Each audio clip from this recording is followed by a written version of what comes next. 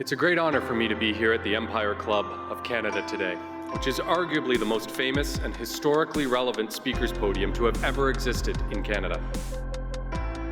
It has offered its podium to such international luminaries as Winston Churchill, Ronald Reagan, Audrey Hepburn, the Dalai Lama, Indira Gandhi, and closer to home, from Pierre Trudeau to Justin Trudeau.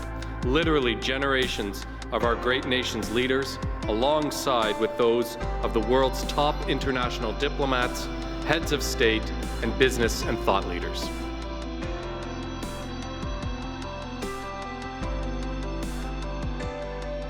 It is a real honor and a distinct privilege to be invited to speak to the Empire Club of Canada, which has been welcoming international diplomats, leaders in business and in science and in politics. When they stand at that podium, they speak not only to the entire country, but they can speak to the entire world. Good afternoon, fellow directors, past presidents, members, and guests. Welcome to the 118th season of the Empire Club of Canada. My name is Kelly Jackson. I'm the president of the board of directors of the Empire Club of Canada and associate vice president at Humber College. I'm your host for today's virtual event, Open Banking, an essential choice for Canadians. I'd like to begin this afternoon with an acknowledgement that I'm hosting this event within the traditional and treaty lands of the Mississaugas of the Credit and the homelands of the Anishinaabe, the Haudenosaunee, and the Wyandot peoples. In acknowledging traditional territories, I do so from a place of understanding the privilege my ancestors and I have had in this country since they first arrived here in the 1830s. As farmers in southwestern Ontario, I imagine they felt a deep connection to the land, and yet likely did not recognize how that connection was built on the displacement of others. Delivering a land acknowledgement for me is always an important opportunity to reflect on our human connection and responsibility to care for the land, and to recognize that to do so, we must always respect each other and acknowledge our histories. We encourage everyone tuning in today to learn more about the traditional territory on which you work and live. Before we get to today's event, I wanted to highlight our next event because it is a very special virtual award ceremony that will be recognizing Chief Perry Bellegarde as this year's Nation Builder of the Year. The event is on December 9 at 12 noon Eastern Time. I invite you to join us as we celebrate his impact as a First Nations leader and Indigenous and human rights advocate over the past year. We have a great lineup of VIP testimonials and entertainment, as well as a live interview with CTV's National News, Omar Sachedina, and Chief Bellegarde. More details and complimentary registration are available at empireclubofcanada.com. The Empire Club of Canada is a nonprofit organization, and I'd like to take a minute to recognize our sponsors who generously support the club and make these events possible and complimentary for our supporters to attend. Thank you to our lead event sponsors, PwC and Wealthsimple, and our supporting sponsors, EPAM and Publicis Sapient. And thank you also to our season sponsors, Bruce Power, Leuna, and Waste Connections of Canada. I want to remind everybody who's participating today that this is an interactive event. And so those who are attending live, we encourage you to engage with our speakers by taking advantage of the question box by scrolling down below your on-screen video player. We have reserved some time for audience questions at the end of the discussion. And if you require technical assistance, please start a conversation with our team using the chat button on the right-hand side of your screen. We also invite you to share your thoughts on social media using the hashtags displayed on the screen throughout the event. To those watching on demand at a later date, and to those tuning in on the podcast, welcome. It is now my pleasure to call this virtual meeting to order. I am delighted to welcome our panel to the Empire Club of Canada's virtual stage. We have here today Andrew Moor, President and CEO, Equitable Bank, who will be delivering a presentation entitled Open Banking, a Social Imperative for Canada. After the presentation, Andrew will then join Kirsten Thompson, Partner and National Lead, Transformative Technologies and Data Strategy Group at Dentons, and Manjula Sevalraja, national columnist for the CBC, who will moderate a discussion on the topic of open banking and what it means for Canadians. I'd now like to introduce Hannah Zadie, Head of Cash Compliance at Wealthsimple, to deliver some opening remarks. Hannah, welcome. Thank you so much for having me. So I'm the Chief Compliance Officer for Wealthsimple Cash. And for some background, Wealthsimple is a Canadian fintech headquartered in Toronto with more than 2.5 million clients and 900 employees across 9 provinces in Canada. We offer managed accounts, group retirement savings plans, self-directed investing, crypto asset trading, tax filing, and a payments product that I oversee.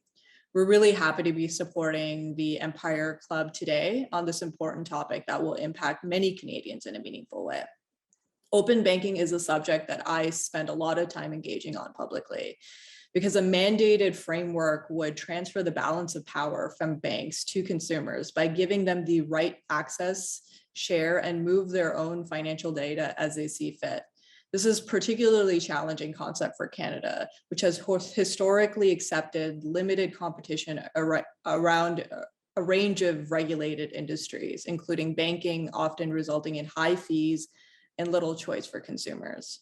We need to shift our mindset. Open banking, blockchain, digital identity, the move towards greater individual empowerment is consistent with Canada's most treasured values, which are fairness, inclusion, and accessibility. By establishing a framework for a fairer and more accessible financial system, the underbanked and lower and mid-income Canadians can stand to be the biggest beneficiaries. There's reason to be optimistic. In September, our CEO, Mike Ketchum, sat down with the Liberals, Conservatives, and the NDP to discuss what they were hearing on the campaign trail: job creation and innovation in the tech sector, and the potential for open banking. All 3 parties confirmed their support for innovation-friendly financial services regulation that increases competition and benefits consumers. The Liberals have committed to open banking being in place for Canadians by the beginning of 2023. This is the right thing to do and a rare opportunity to move forward a complicated policy file for a minority government. It's incumbent upon all of us to support the government in meeting this commitment. I look forward to hearing Andrew Moor up next and working with all of you to make the changes that will impact many Canadians in a tangible way. I think with that, good afternoon, everyone. And thank you, Hannah, for that introduction. Hannah is herself an expert in open banking, as you probably gathered. And thanks to your colleagues at Wealthsimple for the support of this event. And thanks to Sal and Hannah Patterson and Jody for making this opportunity possible. For almost 120 years, the Empire Club has served as a leading speakers forum, tackling issues that affect the lives of Canadians. As a country that prides itself on the strength and stability of its banking industry, and as a beacon in the world for personal freedom, open banking is very much an issue that deserves to be tackled by this club. In open banking, we have a cause that goes straight to the heart of today's most pressing concerns: data rights, privacy, cybersecurity, economic growth, and personal freedom and equality. It opens up big philosophical questions, including what rights do we as citizens have in a digital society? How can those rights be best realized and protected? And do we believe in competition? For a club that encourages exchange of ideas, few topics are more appropriate. Fewer still have the ability to affect the lives of Canadians in such a substantially positive way. As a banker and champion of open banking, I'm honored to lend my voice to this public policy discussion. At the outset, I've got to admit, I have my own personal biases. It's my deeply held belief that the Canadian banks are a benefit to the nation. Through a combination of prudent management and good regulation, they have withstood financial stress. They're well capitalized. They haven't required taxpayer support. And they're safe havens for savings, provide capital on reasonable terms to fund economic growth. And as research points to time and time again, are generally trusted by Canadians in all walks of life. For these reasons, we need all banks to get behind the open banking movement. The title of my presentation, Open Banking, a Societal Imperative for Canada, was chosen purposely. Open banking is a policy prescription that can inject dynamism into our economy and society by ensuring that citizens are free to use the data generated by their financial transactions to improve their lives, rather than having this data sit in sealed silos as it does now. I'll provide use cases to demonstrate. Open banking is a counterpoint to what's unfolding in the technology world as we see Social media giants build data monopolies that erode consumer choice and thwart industry competition. Personal data from activities such as lending, deposit taking, and payments should not be used to advance the market power of any institution. It should instead be used and accessible to enhance the efficiency and productivity of the Canadian economy. As I see it, open banking is the tip of the spear that leads to open finance, the development of services beyond banking using the transformative impact of data sharing, and a more open digital economy where our digital rights as citizens are clearly defined to enable a more prosperous society. Effectively, we're talking about how our society evolves. David, stop. Have they been invented? And how we engage community and country building using a clear roadmap to implementation that is possible with political will. During my remarks, I will provide a practical description of open banking, a worldview of the advantages already accruing to citizens in countries where it is reality, and summarize where Canada stands today from a government policy and implementation perspective. I'm sad to say that based on what's happening globally, the inescapable truth is that Canada is falling behind the curve. Our society can't afford to wait for another 5 years to catch up. For bankers and attendants, I should comment that the focus of open banking is personal and small business financial services. These are the activities that will be transformed, not corporate investment banking, which are really outside the purview of open banking. First, let me contrast open banking with the system we have today. Every time you make a payment, decide to invest, or take a loan, data is generated within the financial system.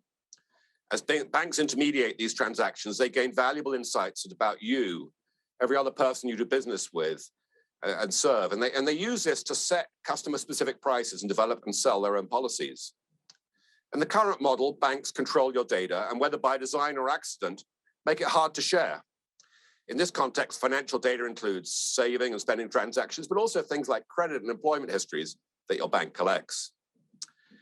This closed system denies individual citizens the freedom to combine the financial data in ways that are useful to them and creates barriers to the development of novel financial services by starving fintechs of consumer insights needed for really purposeful innovation. Open banking is part of the solution. With your full consent, it opens access to the data you want across every financial institution you deal with, and you can safely and securely choose to share that data with third parties who use it to provide customized services. The central idea is when consumers have the power over when and how to share their financial data, suppliers of capital and services will respond by creating tailored products, including better priced offerings using that data. The outcome, greater competition and more innovation, will lead to far more consumer benefits for Canadians across all parts of the economic spectrum. Former Finance Minister Bill Morneau captured this thought in a speech just last week when he said that consumers and small businesses stand to gain the most. Better access to credit, boost of financial efficiency and inclusion of consumers, better financial awareness and more innovation, and also risk mitigating features such as control over non-consenting data sharing and screen scraping. Today, screen scraping, the practice of sharing personal usernames and bank passwords with third parties, is the only workaround, and it's not a good one. Not only is it slow and cumbersome, as most Canadians bank with several institutions that control specific parts of your financial data, it is far less secure if banks and fintechs jointly collaborate to develop application programming interfaces, as we call it in the lingo, APIs, the tools that enable safe, authorized data sharing. Today, when you give a third party your password for screen scraping, there's no limit to what they can do once inside your account. Screen scraping is also prone to failure. Every time a bank changes its website, extracting data becomes impossible. It doesn't have to be this way. Technology has existed for at least 10 years to create an open banking environment. In fact, banks, including mine, are already creating open banking-like ecosystems in partnership with fintechs. Think all digital international money transfer services, online mortgage marketplaces, free credit scores, and robo-advisors. As popular as these offerings are, this is not the same as when customers are free to data share to enable them to shop across the financial system in a safe manner. Let me reinforce the point. The biggest benefit to Canadians is choice. It's about banking on your terms.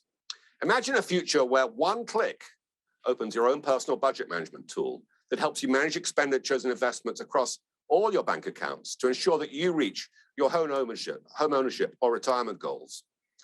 With another click, you can access credit card or savings products that are curated across multiple institutions specifically for you. For those with elderly parents, a future with open banking means receiving instant notifications alerting you to unusual activity on your parents' monitored bank accounts using safety apps. When you arrive at your future workspace, your auditing, accounting, and payroll capabilities are also different, faster, and more efficient because of open banking. If you're a small business owner, the ability to access credit is enhanced because lenders have more and better data at their disposal to gain comfort with your file. Indeed, small business seems to be one of the best early use cases for open banking. These aren't blue sky ideas. They are the realities today in countries where with open banking concepts, where new concepts are reshaping financial services, much as internet banking did 2 decades ago. As a judge of the UK's Open Banking Awards, I had the opportunity to see innovation up close and personal. The new ideas made me green with envy. Not so green to get me to move back to a country of perpetual rain and warm beer, but certainly even more convinced that we need to bring open banking to Canada. Award winners like the aptly named Snoop created an app that connects consumers to over 36 banks and 18 credit card companies, then keeps what they call their BDI on your bills so that you're notified of expense changes and proactively advised of how to save money. Starling Bank, a bank I really have an admiration for, won for best customer experience with apps now used by over 400,000 businesses to streamline administrations, seamlessly integrate bank accounts with QuickBooks, capture digital receipts, and eliminate fees. Money Hub's apps provide powerful insights into your spending habits and the tools to help you change your behavior. Yapily taps into bank accounts to add real-time intelligence to accounting, and its wealth management app uncovers income and spending patterns to offer bespoke solutions. Personal finance tools that assist with daily budgeting and more generally boost financial awareness and enhance financial literacy are important. In this light, open banking is an equalizer, a helping hand for the less fortunate. I see the lack of open banking as an acute problem for lower income Canadians who find themselves underbanked, in part because the personalized services that they need are expensive for banks to provide and result in relatively low account balances and limited transaction fee opportunities. Open banking could lead specialized fintechs armed with data from across the universe of low-income customers to create simple and effective apps where the economics make sense for both the customer and the financial institutions and services providers. In countries with modernized payment systems, open banking is also integrated with real-time payment rails. Transactions are verified and can be triggered from within inside the open banking platform. Success rates are really high as soon as you can start triggering that. The good news is that Canada is modernizing its payments regime, so we will be ready for open banking for that evolution, open banking when it comes. For the economy, new competition would stimulate job and wealth creation, both key societal benefits. Fintechs would be winners for sure. Much more would be invested in Canada's fintech sector if open banking was mandated. It's anyone's guess how big that number can be, but I would expect to see a lot more risk capital flowing to a sector where the structure encourages innovation. A 2018 survey by FinTech Canada showed that Canada had 1,000 fewer fintechs than the UK. Open banking isn't about banks or fintech, and this presentation isn't meant to dwell on it from that angle. But financial modernization of this nature may very likely help banks generate new revenues, reduce costs, and more effectively discharge their regulatory, and I think increasingly importantly, social responsibilities. To get to this promised land, we need all banks to be constructive participants. That said, we also need a regulatory framework designed to produce the economic and social benefits I mentioned. Unconstrained by regulations, banks, economically rational actors, may choose to limit data sharing. For that reason, government needs to force both access to data and the rules by which the data is shared. Bill Monod's speech did point out the real politic of the open banking debate. Politicians by nature and incentive like to find a middle ground to push through policy objectives, whereas the nature of this debate creates and services differences in perspectives from various players in the financial services sector. Clearly, we will achieve a better outcome if banks cooperate in seeking to deliver the advantages of open banking. This will probably only happen if the government gives clarity to its expectations and forces industry experts to come to the table. Government, unfortunately, needs to define the big picture policy objectives and the timeline expectations clearly. With this architectural system established, the industry can deliver the solutions. We hope people listen more broadly to this. Canada can't afford to be a laggard. Hopefully, the message is now being heard by current political leaders who are, in their position, have a clear obligation to create a better society, which will be engendered by open banking. This brings me to a worldview. The UK pioneered the adoption of open banking when its competition authority introduced a package of remedies to increase competitive intensity in the provision of retail banking services. Authorities ordered the 9 biggest current account providers in the Great Britain and Northern Ireland, referred to as the CMA9, similar to Canada's Big Six, to create and pay for an implementation entity called the OBIE. Since 2018, and to quote the UK's Economic Secretary to the Treasury, John Glenn, open banking has taken the world by storm, with around 30 other jurisdictions now following the UK's lead. Domestically, OBIE estimates that 4 million open banking transactions were made last year. Its survey of UK's small and mid-sized businesses noted that 50% took up open banking services since the start of COVID-19. Growing consumer interest has made the UK banks take notice. The ecosystem now extends far beyond the CMA9 to encompass more than 330 regulated firms, together holding about 95% of current accounts. The UK is now a hotbed of innovation. Fintechs are pushing beyond open banking into the broader world of open finance, with single point access to every bank, insurance company, streaming service, and utility account using a subscription management API. Financial inclusion has improved for those with little or no credit history, as UK financial institutions gain access to better data by which they can make risk-managed decisions. Open banking is also entering the world of personal and business tax, as any small business owner will tell you. Satisfying tax obligations is complex and burdensome. As APIs are written for bookkeeping and accountancy, the ability to calculate tax liabilities and to manage the flow of tax return information into accounts at a Majesty's Revenue and Customs Agency will become far easier for individuals. Open banking could allow a real-time view of the personal tax positions and obligations. The UK's Making Tax digital initiative is moving that ball down the field. Turning to the other side of the world, in Australia, it is by far the most ambitious agenda. Australia's regime is based on their consumer data right, legislation passed in July 2019. Just 1 year later, open banking implementation was mandated. 1 year. The Australian government moved with speed to promote the competition in the sectors affected by the legislation, which includes banking, but also energy and telecommunications, to start and rating out to other industries when designated by Australia's treasurer. Among other advantages, this legislation gives Australian consumers the ability to easily change their incumbent suppliers because they now have the access to information to comparison shop. Early this year, many products were introduced in Australia encompassing business lending, asset finance, trust accounts, overdrafts, lines of credit, and foreign currency accounts. With booming financial products and services facilitated, the Australian fintech ecosystem attracted $1.4 billion of investment in 2020 alone, a great tailwind for the knowledge economy and jobs. Singapore and Brazil adopted open banking in 2018 and 2020, and both did so by enshrining data rights, which are fundamental to a free and open society. A worldview must also take into account our southern neighbor. Although, to be clear, the US banking system is quite unlike Canada's because it's highly fragmented with close to 5,000 banks and credit unions. It's inherently more competitive and does not serve as a useful model for us. But even there, open banking is part of the conversation.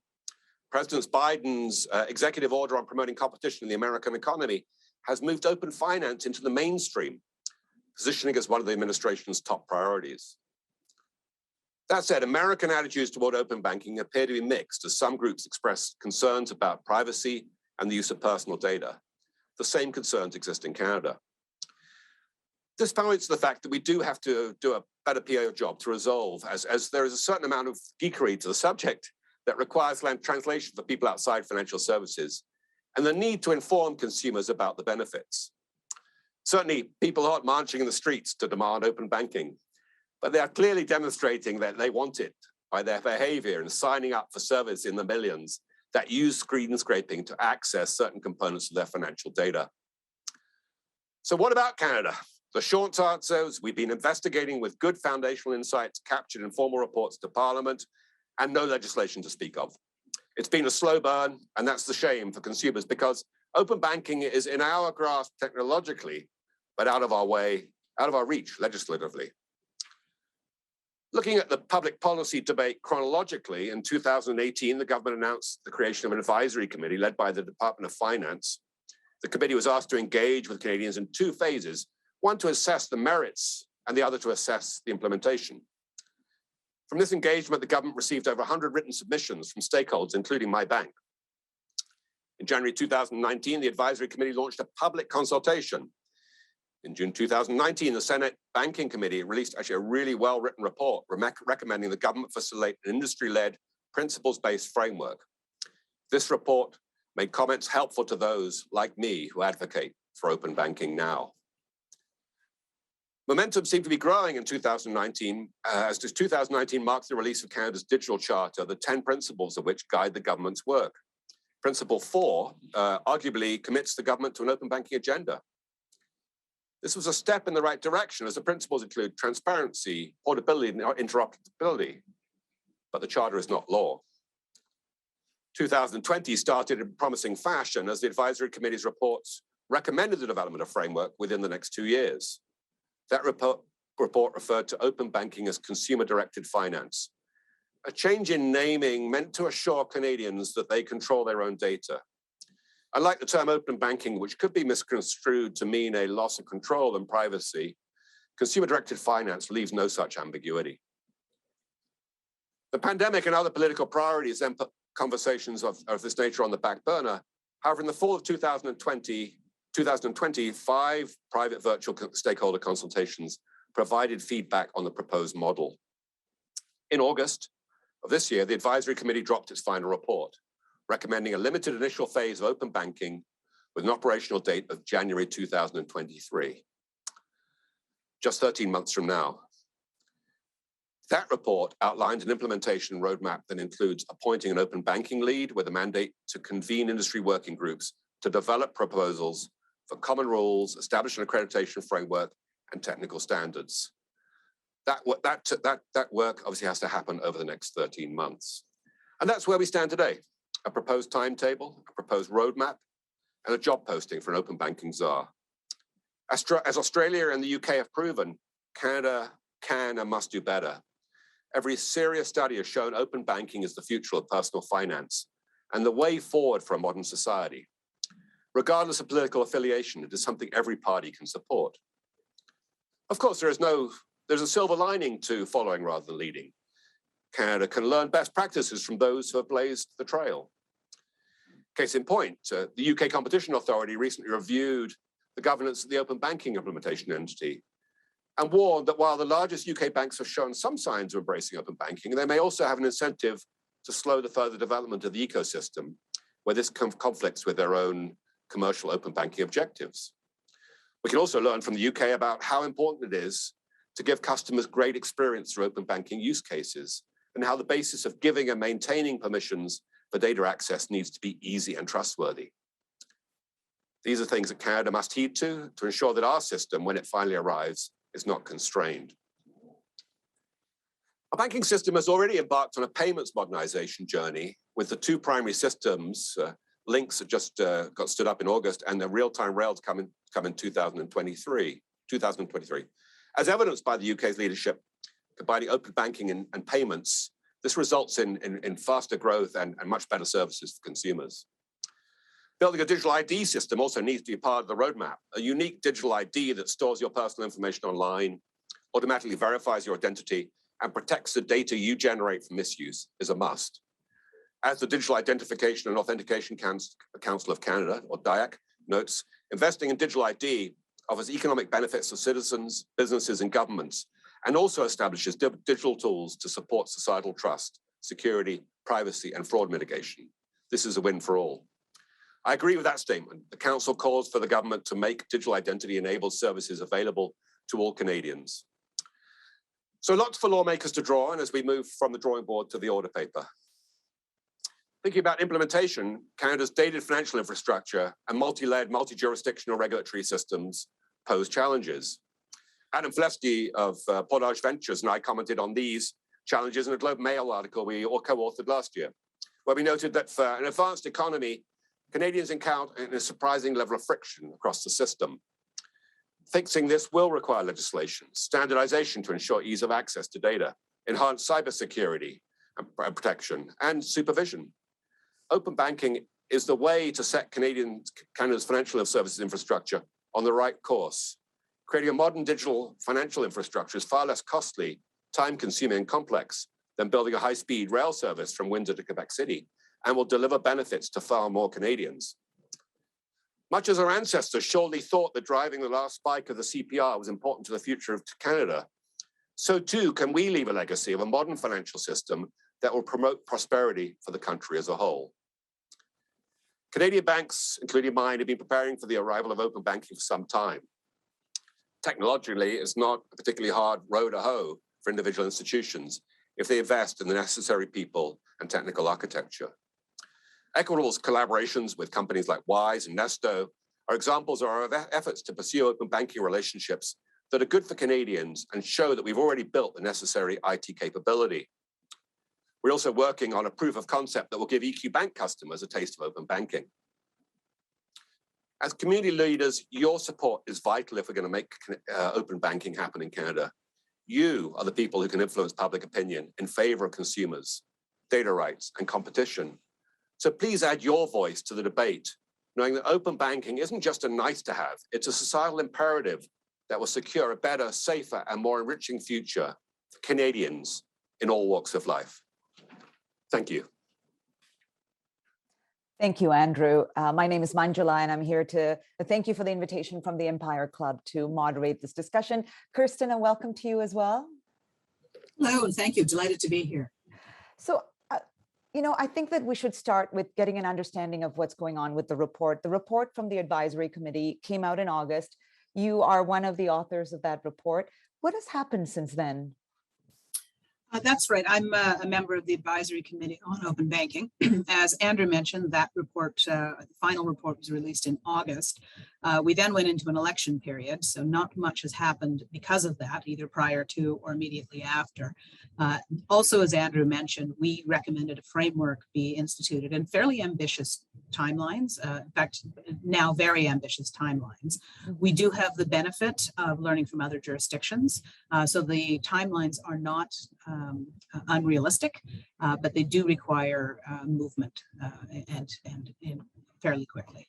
And my understanding is that's a recommendation for starting in January 2023 or system in place by 2023. Is that right? To have that architecture and the framework and the system, essentially. The open banking is broken into conceived of as two different types. There's the what's called read-only access, and so that you typically see in aggregator sites. So as a consumer, I can get access to information across multiple accounts.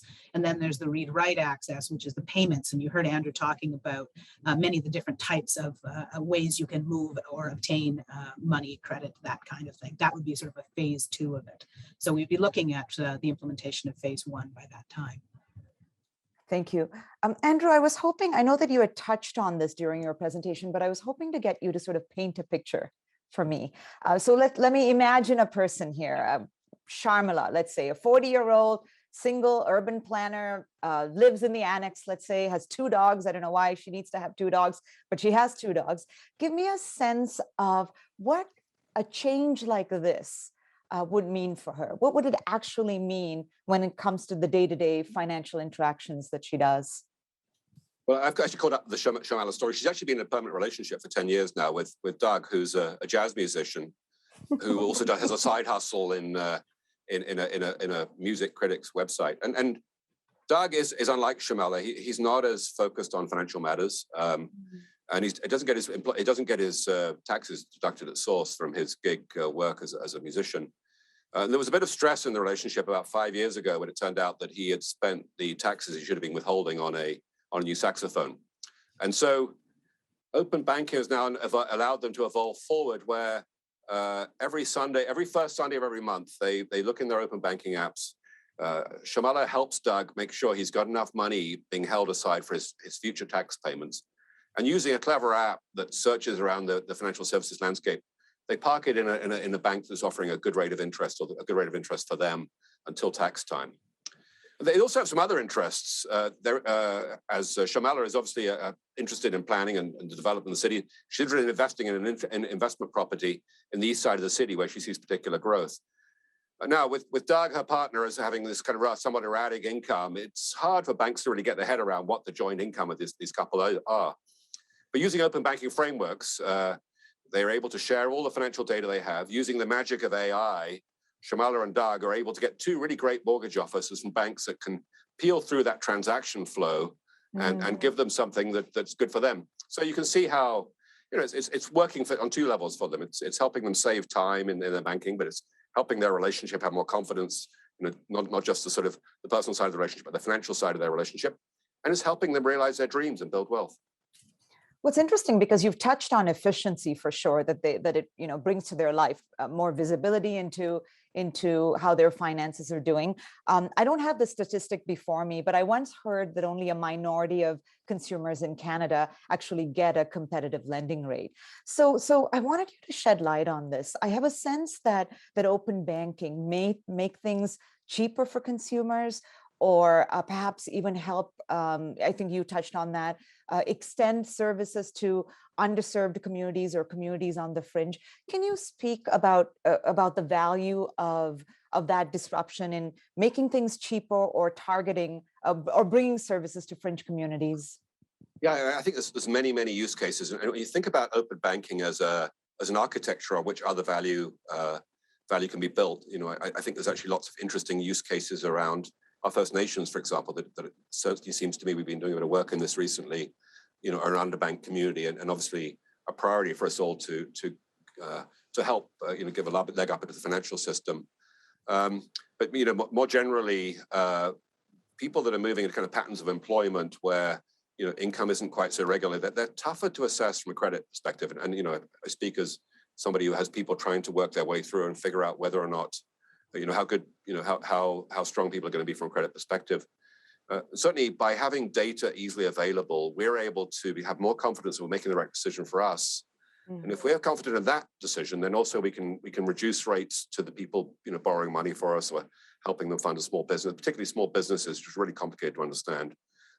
So the more confidence we have that the loan will be good, obviously the lower rates we need to charge, and that then drives back kind of prosperity in the economy, can allow small businesses to set up more easily, and also to reduce their cost of borrowing, which helps them then invest more in physical plant or employees or whatever else they're trying to do as they stand up the business. Well, what's interesting is that the picture you're painting is also one of multiple companies that'll be offering services. Kirsten, this means that we're going to see a wide field of fintech companies, some of them very small. Canadians are used to having a very stable financial sector. I mean, that's what's helped us weather some financial disasters around the globe, even south of the border. So I wonder, one of the concerns I think that people will have is around cybersecurity. Can you speak about that issue? What are some of the concerns when it comes to cybersecurity and open banking? Sure. I think we need to start by dispensing with the idea that limited choice provides security. It may make us feel better because we're not overwhelmed, and Canadians do believe that the sort of incumbent banks are safe and secure. But the alternative of having many choices does not necessarily mean we are no longer safe and secure. There are ways to do this. The three main ways to bring that level of security, and we should be concerned about this, is to have robust technical standards. Again, this is something we can build on from other jurisdictions and either adopt wholesale or adapt it to the Canadian environment. We are not going to be opening the gates to the barbarians, and anybody as friend will have access to information. This is consent-based, so you do not share it as a consumer unless you want to share it, and you're only sharing it with accredited organizations and fintechs that are inside the regulatory perimeter in some manner. So that would necessarily require them to comply with certain technical standards, cybersecurity requirements, perhaps have insurance and those sorts of things. And then finally, the third part of that is to have robust and purpose-specific privacy laws. We're fundamentally talking about personal information here. So we need to regulate transfers and uses of personal information in a way that allows open banking and data portability to occur in a safe way. How then do we ensure compliance? How do we ensure that these companies will comply? Some of that is regulator driven, and some of it is market driven. There's no way of escaping the concept that you need to have meaningful enforcement, which then gets into an interesting discussion about who should those enforcers be. Should it be one? Should it be many? Currently, there are multiple organizations that could play an enforcement role, from the Privacy Commissioner to, for instance, OSFI, the financial institution regulator. On the market side, there's also contractual arrangements. So banks and fintechs would be required to have some kind of contractual obligation to manage those. So you sign up for certain commitments and you risk vetting the company if you fail to fulfill those. And then finally, you can do some kind of audit system, either private sector audit by a third party or a regulator type audit to keep everyone honest. I wonder if there was to be a breach or a scam or anything of that kind, is it hard to figure out who's responsible, who's accountable, who's liable? I think in general, sorry, discussing that. Sorry about that. We already have a model for that in many different areas that are complicated. We have many types of these sorts of flows where there's multiple players, and we're seeing it more in business models. But I can give you an example of the payment card industry data security standards. What the consumer sees is something bad happens and they are made whole. What happens on the back end is there's a complex contractual arrangement amongst all the participants that allocate liability and apportion it in conjunction with whatever the failure was to comply with certain cybersecurity standards, comply with certain rules, and so on and so forth. So you can shift the liability that way and still keep the consumer whole. That's just one example. Insurance is also another example. Whether that's self-insurance or some sort of regulated insurance product. Andrew, I think you had a point too, Andrew. Yeah, just in general, it's if you have an open banking standard where, we're sharing data with authorized third parties, through APIs, we know what data's gone to who, and I think that allows us to at least track down any leakage in the system might happen. Today, frankly, leakage can happen because the data was extracted through screen scraping. We thought it was a good personal finance app or something, and it's not entirely clear what's going on, and you don't know where the data went. So I think it's a much stronger environment to have this open banking environment. And of course, we do have data breaches today, and we'll have data breaches in an open banking environment, to be clear. But we'll probably have fewer of them because it'll be a more constrained and controlled system. And there'll be some learning, and we shouldn't be shocked to see one or two data breaches. As I say, we see them already. So I'd much rather have a more secure system where, and the consumer demand is there. We need to share data to allow consumers to do what they want to do. Much better to have it in an organized fashion than it is to have the sort of ad hoc approach that we've got today through screen scraping. I should add here that if people have questions, please do send them on to us.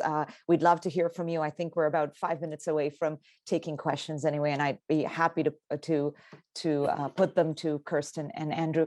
Andrew, I'm curious about how Canadian consumers are going to embrace this. I mean, to a certain degree, they are used to the stability of the big six banks. They're used to finances working a certain way. And some people may say that Canadians can be hard. It can be difficult to get Canadians to embrace change. So what is your sense for if this will be embraced by consumers, or it'll just be those early adopters that'll jump on? I do think you're right on point. There's not going to be a sort of fast, rapid, the world changed, open banking came, and now, we're all changing the world. But I think it's in a similar way to ways, say, when the first people got cell phones, people looked around and said, well, why do I need a cell phone? I just, I have my phone beside me at my desk and I can call people. And then, of course, we saw different use cases come. So, perhaps over a decade, it'll just become so ubiquitous. We'll say, it's hard to imagine a world in which we didn't use these things and the services that sit on top of it. What I'm really interested in is in creating the architecture and letting the imagination of independent fintechs, people that understand certain communities, like I mentioned earlier, First Nations communities, I think would be a great use case where you can, build products that are specific to them. The one that always appeals to me is students. So students have a particular need. They've got $1,000 and they've got to get to the end of the term. How do they plan their spending? And so these kinds of apps could sit on top of a bank of bank data and really provide them insight as to how fast money's disappearing. Where's their OSAP coming from? That kind of stuff. Interesting. My goodness, I have several questions, but I also have a ton that are coming in, so I'm going to shoot directly into them here. And please jump in, whoever wants to answer this. So I've got, in Canada, who are the top 3 financial institutions advancing open banking, and what is their status? Andrew, you want to take that? Yeah, I mean, I don't know that we've got any great leaders. One of the things that's very interesting is National Bank's purchase of Flinks, and we're working with Flinks, who is a fintech we have a lot of admiration for out of Montreal, and a close partner, Equitable's, to build open banking use cases, sort of simple open banking use cases, pre-implementation. So certainly National Bank's somebody to keep an eye on. You certainly hear significant voices from both TD and Royal that clearly understand the environment and preparing those banks.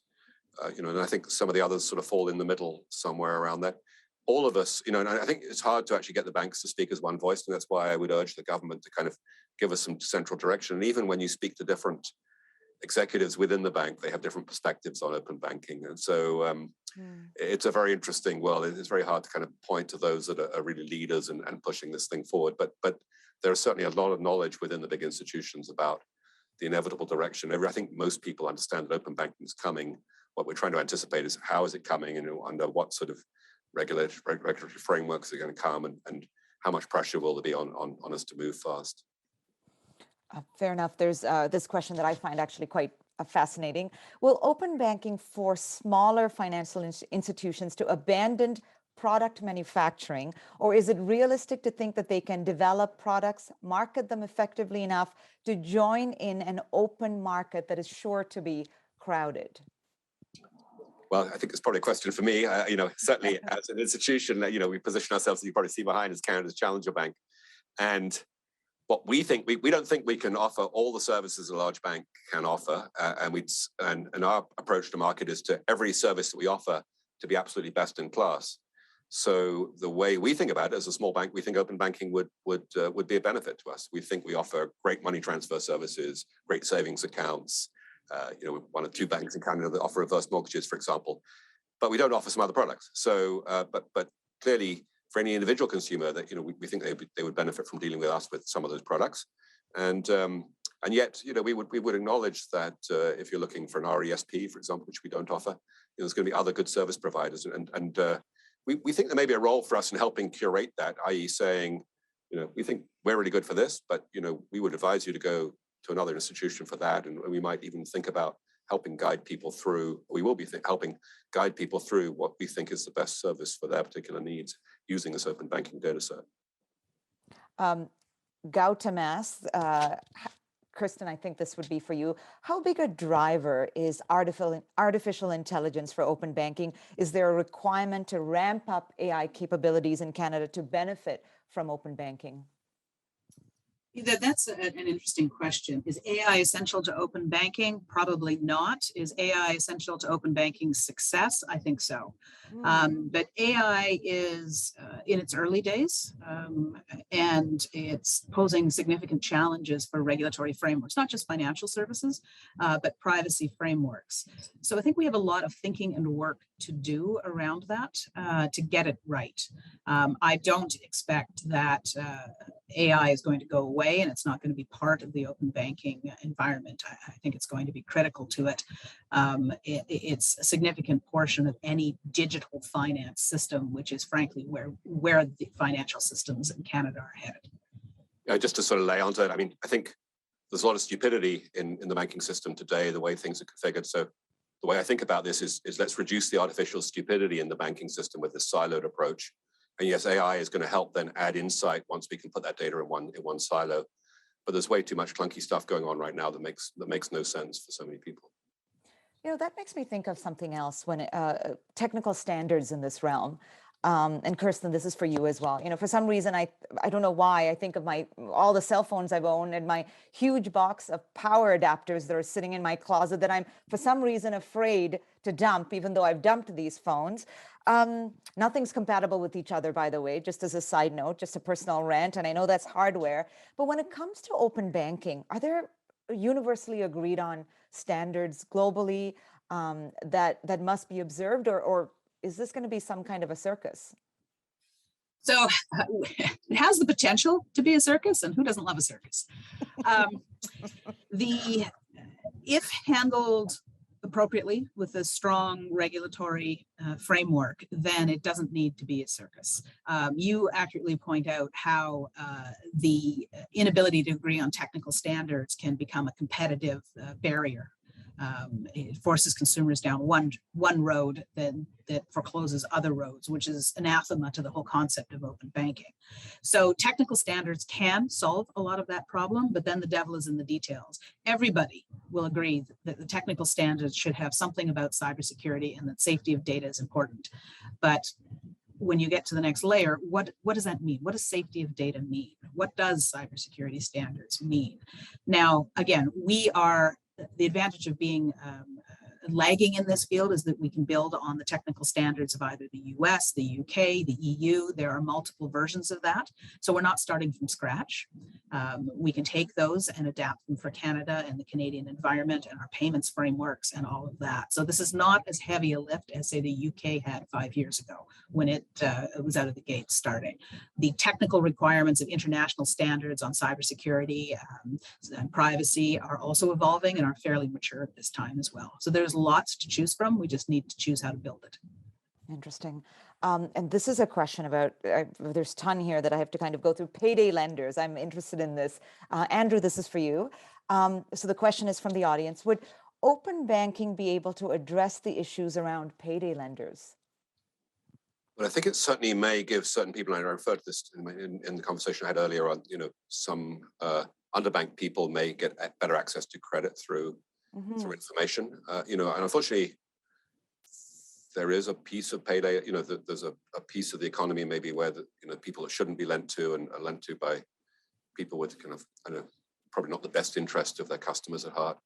I think it's an area that bothers me, frankly, but I do think that there are ways that open banking can help give better insight to people with less means and allow them to access the banking system and hopefully kind of crowd out the payday lenders as a result of that.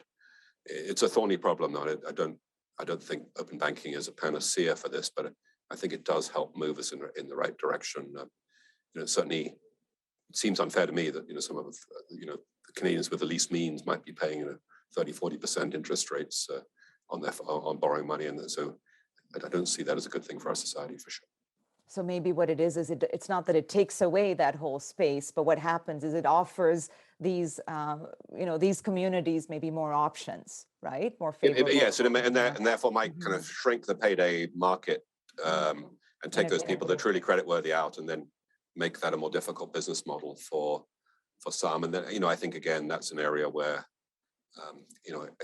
I'm a capitalist and I believe in competition, but it's a tough one for me to see. Some of it does certainly look to me, and not a business I try to go anywhere close to, but it looks sort of predatory for sure. So got to be careful around those areas, and it becomes a bit tricky, right? You certainly people that are more likely to default on a loan. I mean, as bankers, risk and return are trade-offs. So if you're more likely to default, we will likely be charging you more. But having a good understanding whether the chance of you defaulting and if we really believe it's low, we're certainly happy to charge much less for a loan. So we have about a minute left, and Andrew, I'll start with you. 30 seconds. You've talked about how Canada is a laggard here, right? What do we lose if we continue to be a laggard in terms of for the average consumer, for businesses, for the economy? And I'm sorry to say this, in about 30 seconds. Well, we lose the benefits of creating a more prosperous Canada and having an economy that we're happy to hand on to our children and say, we did the right thing to create a prosperous society. There's definitely economic growth that can be quite easily harnessed by moving along this this path, and I think all Canadians deserve it, frankly. And Kirsten, to you, I think of that deadline of January 2023, I think is what I read in the report. And to me, what do I know? But it sounds aggressive, right? What needs to happen next for that to be a possibility? So we need to have the government appoint the person with the big stick who is going to drive this forward and create that framework that everyone agrees on is the direction to go. And frankly, now is the time to do it in an environment, both political and economic, where we're focused on a post-COVID economic recovery, and everything is channeled towards that. Movement in open banking can be a real driver for that, both for individuals that are trying to manage their finances because they've either been on benefits or laid off or trying to find a new job, moved out of the city and are now trying to move back in, or for the institutions that are trying to retool in a post-COVID economy. So there's a lot of upside here, and yoked to that sort of economic drive, I think there's a good probability of meeting those deadlines. Thank you to both of you. And I think Kelly is going to come knocking on our virtual door, very open. Kelly, I'll hand the mic back to you. Thank you, Mangela. And thank you also, Andrew and Kirsten, for that fascinating conversation. I'd like to now introduce Abraham Tashian, Director of Digital Banking, PwC Canada, to deliver today's appreciation remarks. Abraham, welcome. Thank you, Kelly. First, I'd like to thank the Empire Club of Canada for giving PwC the opportunity to be part of this great event. The topic of open banking, aka consumer-directed finance, has been really top of mind for many in the Canadian financial industry lately, building on last year's consultation, which PwC was proud to be part of, and leading up to the release of the advisory committee's report.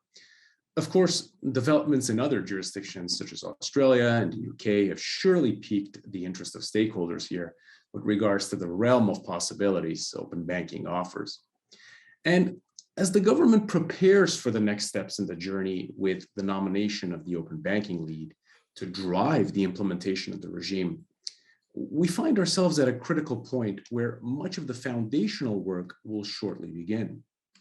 Of course, this won't be done in isolation, with the industry contributing to the lead's efforts in designing a Made for Canada approach. So what better time than now to dig deeper into this topic and discuss the value of open banking to Canadians, whether from the perspective of improving their financial health to offering them new and innovative products. And we'd also be remiss if we didn't consider the benefits of open banking to the wider economy as a whole. And as Andrew touched on during his opening remarks, competition, greater choice, and financial inclusion. We're really lucky to have a front row seat to the evolution of Canada's financial landscape. And like everyone here today, I look forward to the implementation of our open banking regime. With that, I'll pass it back to you, Kelly. Thanks, Abraham. And thanks again to our panelists and everyone joining us today or participating at a later date. We hope you will join us on December 9th at noon Eastern Time for our special virtual awards ceremony recognizing Chief Perry Bellegarde as the 2021 Nation Builder of the Year. For details of the full program and for complimentary registration, please visit empireclubofcanada.com. This meeting is now adjourned. Stay safe, take care, have a great day.